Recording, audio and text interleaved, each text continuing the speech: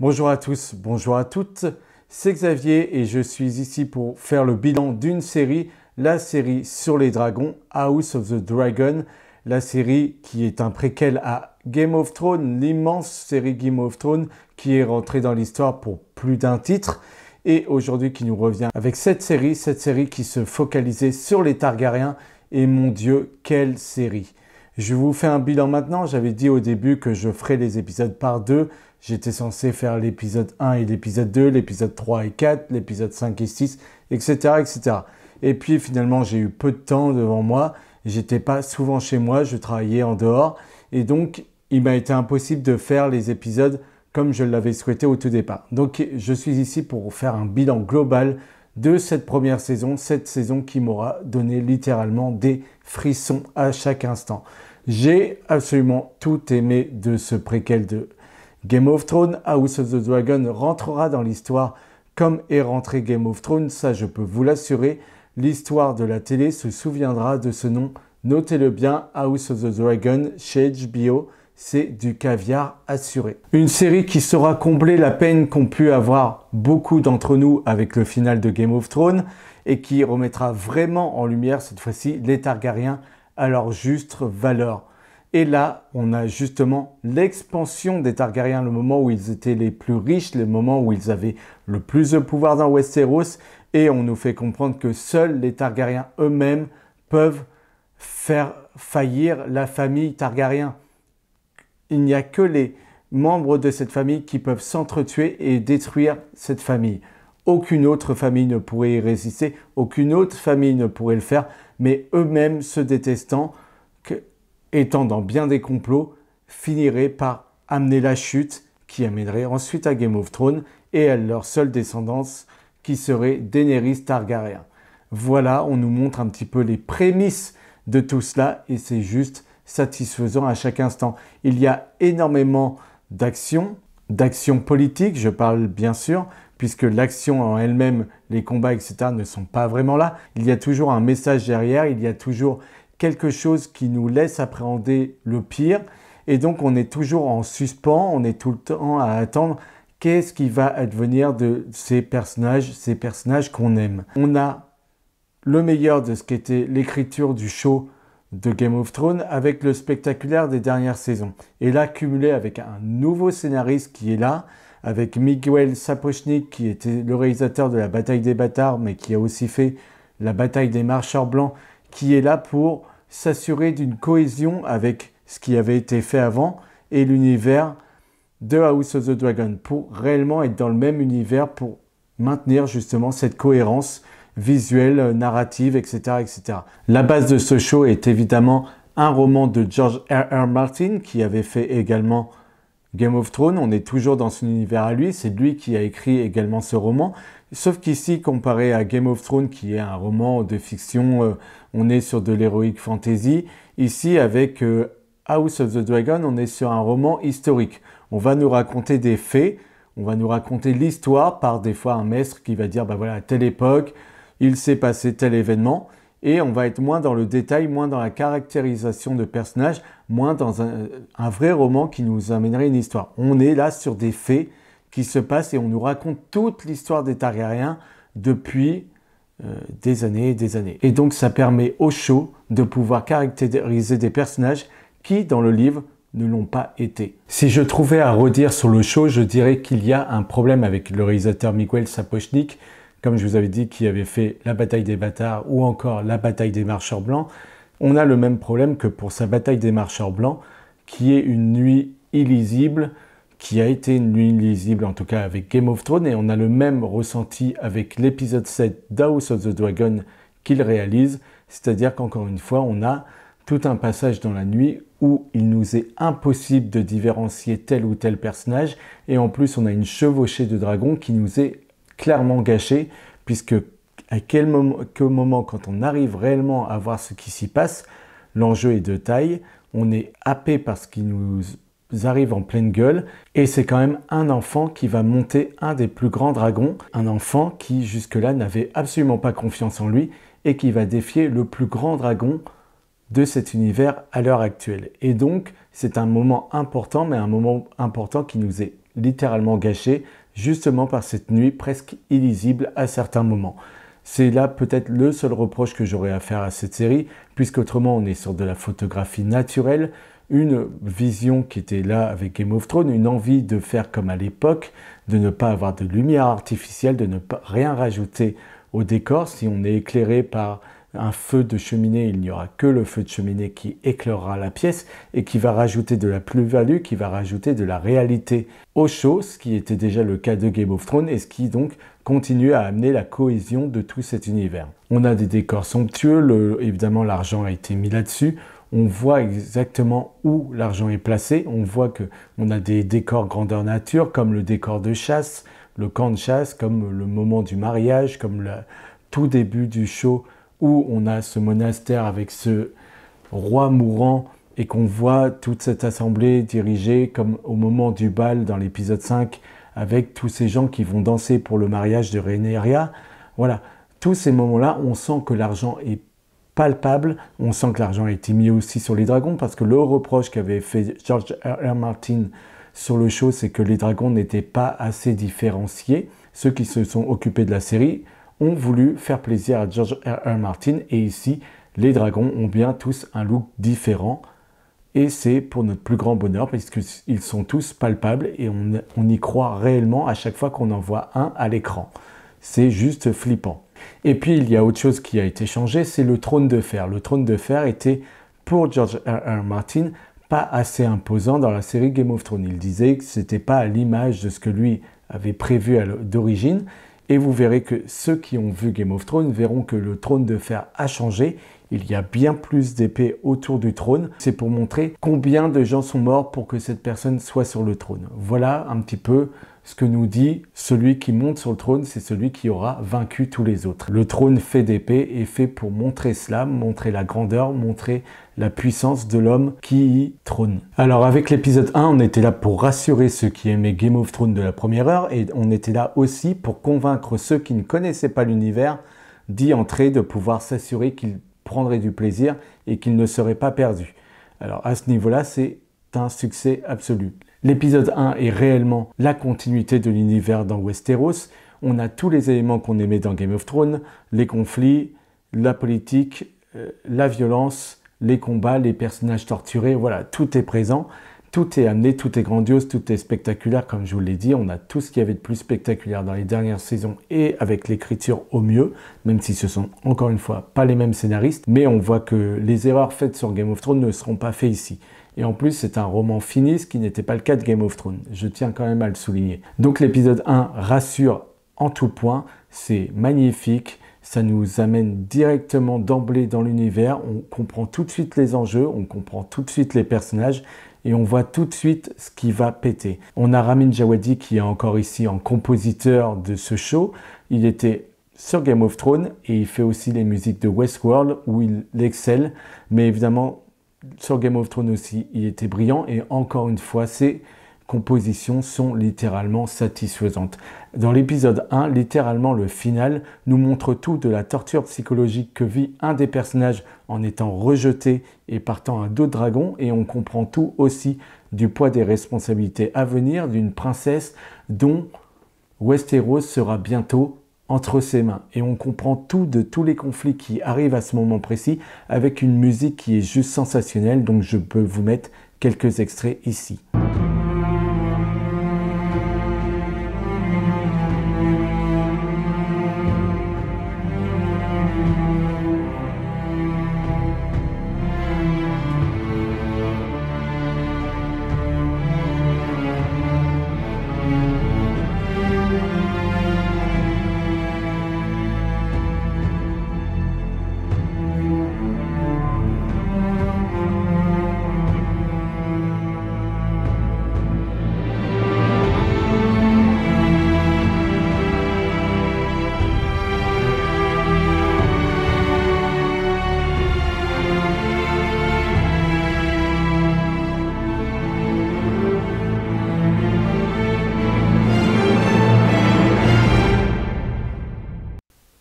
Voilà, vous avez eu un aperçu de la musique de Ramin Djawadi, il y en a bien d'autres. Le thème de Rhaenyra est juste délicieux. C'est un compositeur majestueux qui, encore une fois, a fait un travail remarquable.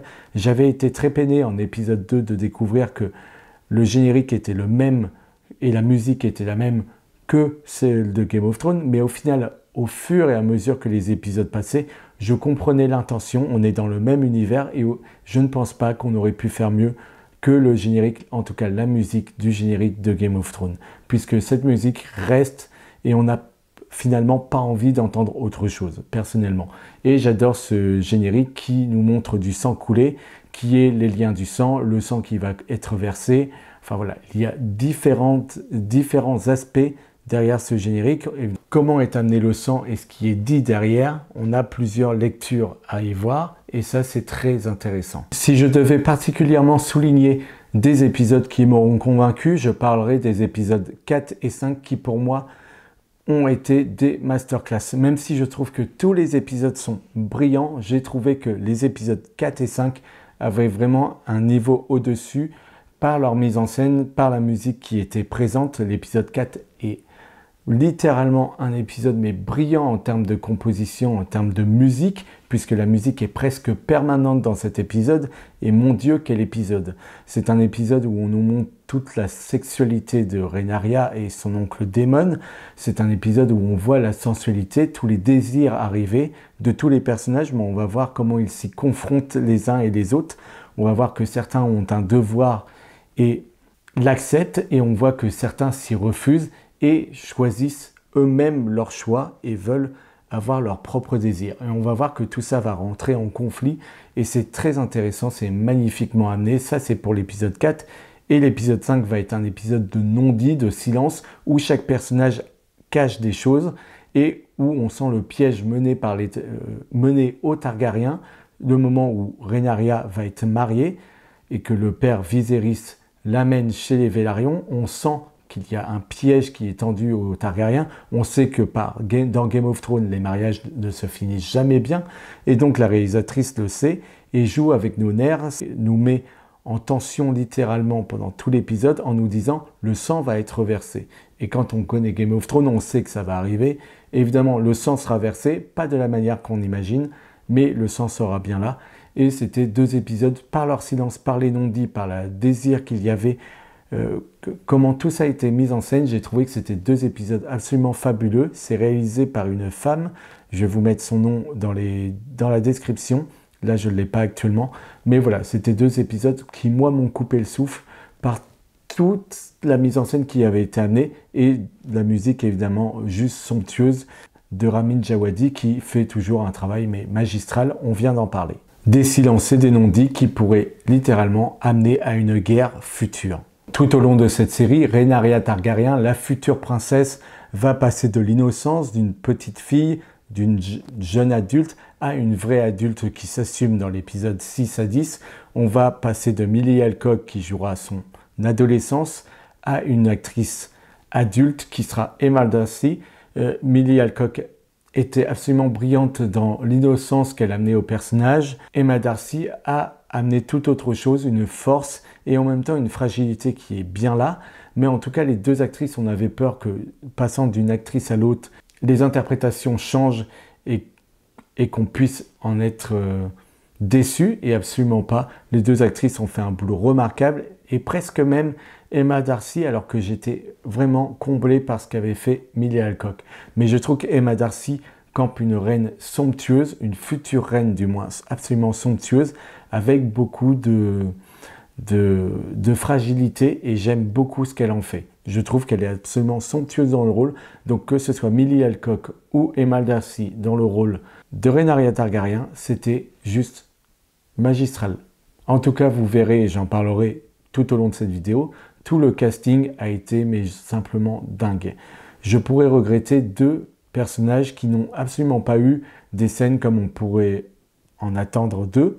Il y a la maîtresse de Daemon Targaryen qui a absolument été éclipsée du show et c'est bien dommage. Et on a ce chevalier que vous voyez là qui est un des gardes du roi, un des gardes royaux, et qui a été éclipsé, qui n'avait que 2-3 scènes par-ci par-là dans des épisodes. Et honnêtement, vu le charisme, vu la gueule du mec, j'en regrette beaucoup de choses, puisqu'on aurait pu voir un personnage complètement fou, et puis on aurait pu le voir au combat, on aurait pu voir des choses assez folles.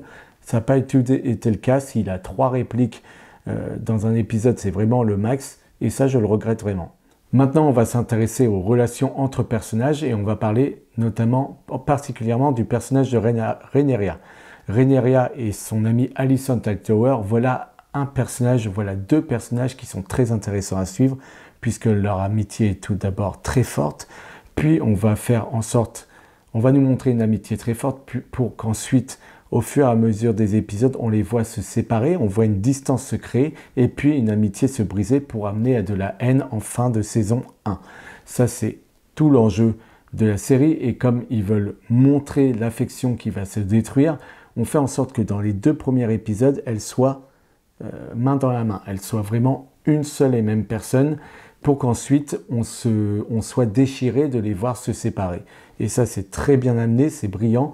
Je ne vous ai pas parlé encore de Alicent Hightower, mais elle est incarnée par Emily Carey quand elle est jeune, et elle est incarnée par Olivia Cooke quand elle est vieille. Encore une fois, je vous l'ai dit pour le casting, magistral des 2 côtés. Rien à dire, les 2 actrices le campent parfaitement, et j'ai aimé cette Alicent Hightower qui accepte le devoir qu'elle a envers son mari, le roi qu'elle n'aime pas.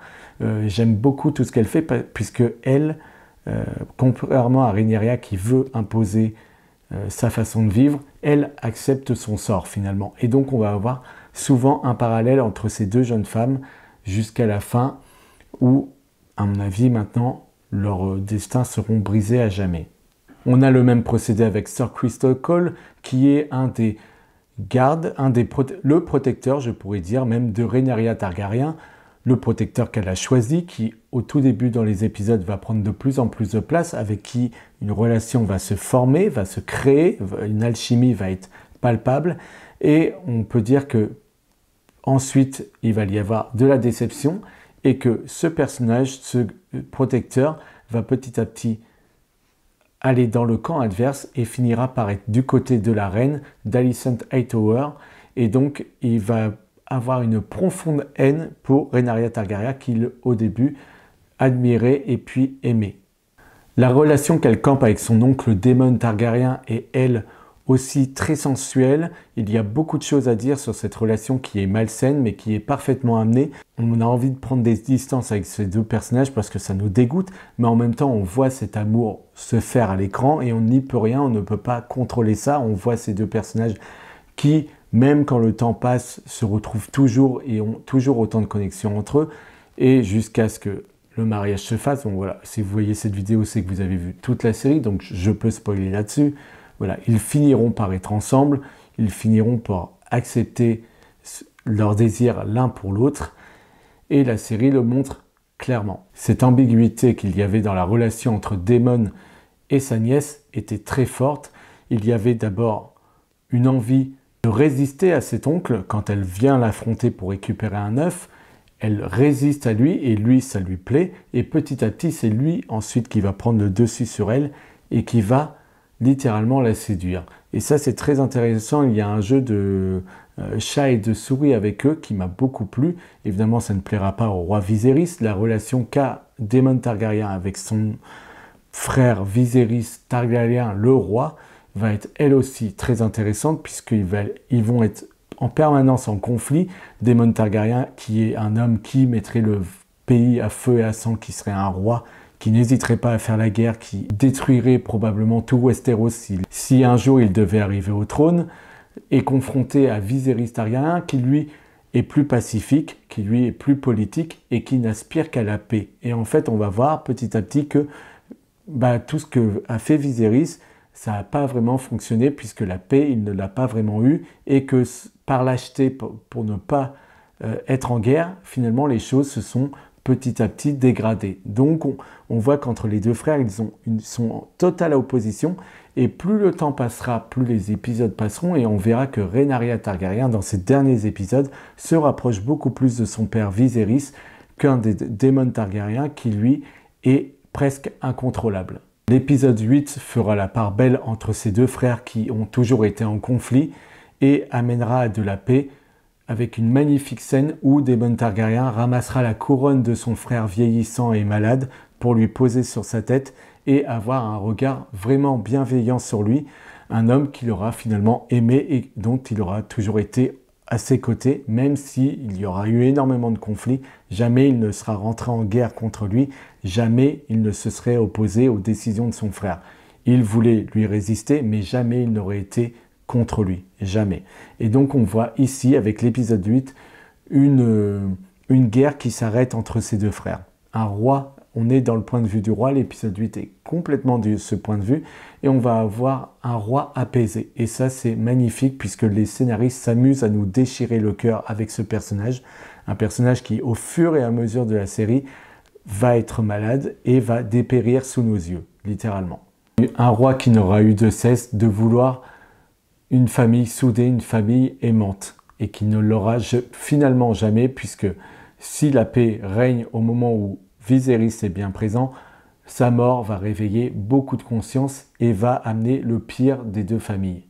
C'est ce que nous propose House of the Dragon, c'est la bataille des dragons, la danse des dragons comme on l'appelle. Ce sont les enfants de ces deux familles qui sont celles d'Alicent Hightower et de Rhaenyra Targaryen qui amèneront au conflit le pire qu'il y ait eu dans Westeros, à une guerre civile comme on n'en aura jamais vu. Et c'est la promesse qui nous est faite pour les futures saisons à venir. On avait des parallèles qui étaient joliment amenés dans la série, qui sont les moments, par exemple, on a Viserys Targaryen qui souvent nous dit « je suis le roi ». Il crie haut et fort très souvent qu'il est le roi pour montrer sa force, sa véracité. Et on sait pas, dans Game of Thrones, on avait Tywin Lannister, qui était le père de Tyrion, de Jaime ou de Cersei Lannister, qui disait, quand Joffrey répétait haut et fort « je suis le roi », un roi qui est obligé de dire qu'il est le roi, finalement n'a que peu de force envers son peuple, et c'est qu'il n'est déjà plus à la hauteur du titre qui lui est donné. Un roi n'a pas besoin de dire « je suis le roi » pour montrer qu'il est puissant ou pour ordonner quelque chose. C'est ces simples dires qui doivent suffire. Et ici, ce roi, je pense que c'est vraiment amené, et je pense que les scénaristes avaient conscience de cette réplique de Tywin Lannister, et le fait qu'ils disent très clairement, souvent, je suis le roi, et ben ça le décrédibilise beaucoup. Et j'aime beaucoup la faiblesse du personnage de Viserys Targaryen, c'est mon personnage préféré dans cette série. Je trouve que la relation la plus puissante, et je voulais y venir, c'est la relation avec sa fille Rhaenyra Targaryen. C'est la relation qui est magistrale. On a une scène finale dans l'épisode 1er qui est là pour nous montrer tout l'amour qu'ils se portent entre eux. On a eu après des conflits pour un mariage à venir dans les épisodes 2, 3 et 4 qui va se réaliser en épisode 5, mais on a un amour qui sera toujours très fort entre ces deux personnages, malgré une incompréhension et malgré un roi qui va dire à sa future épouse, l'amie de Rhaenyra, Alicent Hightower, quand elle deviendra la reine, qu'il a plus peur d'affronter sa fille de 15 ans que d'aller au combat et d'affronter toute une armée. Ça, c'était très rigolo et ça montre bien tous les non-dits et tout le mal-être des deux personnages qui n'arrivent pas à se parler, à se dire les choses, mais qui s'aiment profondément. Pour ce qui est de l'interprétation de Viserys, on n'a pas dit Considine qui est son interprète. On a pu le voir dans The Thursday, une série avec Jude Law que je vous conseille. Et je peux vous dire que l'interprétation est juste magistrale. C'est un mot que j'ai déjà dit pour d'autres performances, donc bon, je me répète un petit peu, mais c'est vraiment le cas. Et on a George R.R. Martin qui ne l'avait pas fait jusque-là, mais qui, pour ce Paddy Considine, a écrit un mot à cet homme pour lui dire que son interprétation de Viserys Targaryen était bien meilleure que celle qu'il n'avait pu faire dans ses romans. Donc il l'a salué de la plus belle des manières en lui disant que son interprétation était bien meilleure que ce qu'il avait pu amener dans les livres. Chapeau. Je ne peux que confirmer, c'était mon personnage préféré. Ses faiblesses, ses tourments, tout ce qu'il apportait était noble, était beau. Et même ses faiblesses avaient quelque chose, comme je vous ai dit, c'était très touchant à suivre. Et on l'a vu vieillissant et c'était un désastre de voir ce personnage petit à petit perdre de sa force, perdre de sa noblesse, noblesse qu'il n'avait déjà pas dès le départ et qu'il essayait d'imposer à tous les autres, à tous ces sujets. Les femmes sont au cœur de cette série, on nous montre leur sort et leurs conditions, On n'essaye pas de faire des personnages de femmes puissantes qui auraient en face d'eux des hommes narcissiques, bêtes, etc. Ce que font énormément de séries et de films à l'heure actuelle. On a toujours un personnage puissant qui, on ne sait comment, sait plus de choses, et des hommes beaucoup plus bêtes ou méchants, etc. etc. C'est un petit peu les caractéristiques des films d'aujourd'hui, et la série ne le fait pas. La série va au-delà de ça. La série prend en compte leurs conditions et leur sort de l'époque pour ensuite faire des personnages de femmes fortes, intéressantes, qui se battent, qui sont combatives, qui sont agressives et qui, effectivement, étaient plus là pour donner naissance que pour combattre et pour être dans des complots, etc. Mais ils n'en font pas des personnages de femmes surpuissantes juste pour en faire des personnages de femmes surpuissantes. Mais elles sont le cœur de cette série. On a 2 scènes qui sont juste magnifiques, qui sont la scène de l'épisode 1, magnifique mais cruelle. On a la mort de la reine qui doit donner naissance à un enfant mais qui est en train de perdre la vie, un roi qui va décider de la sacrifier pour l'enfant, et on va voir dans l'épisode final une scène où Rhaenyra Targaryen, devenue mère, est enceinte, l'enfant prématuré est en train d'arriver, et le début de cette scène est absolument atroce. Il y a beaucoup de sang, beaucoup de cris, des passages avec des dragons qui nous est montré, et un enfant qui va être mort-né. Et ça va être absolument atroce. On va avoir un parallèle justement entre ces 2 scènes qui est véritablement des scènes qui vont être dures à accepter. À la fin de l'épisode 10, on est là pour avoir choisi un camp. On est soit aux côtés des Verts avec Alicent Hightower, son père Otto Hightower qui était la main du roi, incarné par un Ralph Fiennes qui a pu être un interprète que vous avez pu voir dans Mr. Nobody, dans Kingsman le tout dernier, ou encore que vous avez pu voir dans The Amazing Spider-Man en tant que lézard. C'est un magnifique interprète qui a fait un personnage très noble, très froid, très présomptueux et très manipulateur aussi. Mais un personnage qui aimait profondément son roi et qui était... il a une voix, un charisme, quelque chose qui émane de lui, qui est d'une puissance extraordinaire. Une première saison donc absolument spectaculaire à tous les niveaux, une masterclass comme on en a rarement vu, un show qui restera dans les mémoires de chacun, un show qui, on espère, ne fera qu'augmenter au fur et à mesure que la série évoluera. Il va être très long d'attendre le reste, d'attendre cette saison 2, d'attendre tout ce qui se passera par la suite. On attend évidemment de pouvoir réécouter les compositions de Ramin Djawadi. On va se repasser ces moments magnifiques qu'on a pu voir de lumière naturelle, de décor.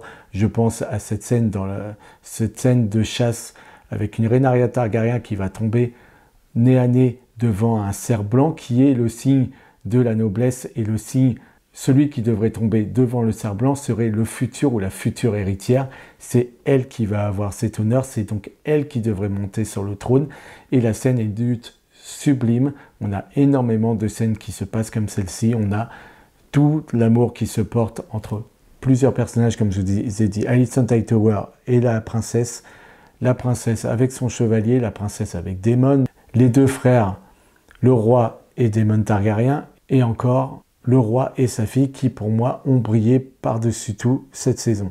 Donc voilà, si je devais mettre en avant des personnages, ce serait eux. On a eu des personnages qui ont été très en retrait. Malheureusement, comme je vous l'ai cité, pour le reste, c'était absolument une masterclass avec 2 épisodes que j'ai, comme je vous ai dit, absolument adoré. Plus on avançait dans le show, plus il y avait de la noirceur, plus c'était malaisant, plus c'était malsain, plus c'était sombre. Et cette fin d'épisode, cette fin de série qui se finit sur un regard de Rhaenyra Targaryen qui a de la haine, c'est ce qu'on avait de plus beau. Il n'y a aucun dialogue, mais le message est passé, plus rien ne sera comme avant et le sang va arriver. Ça, vous pouvez en être assuré.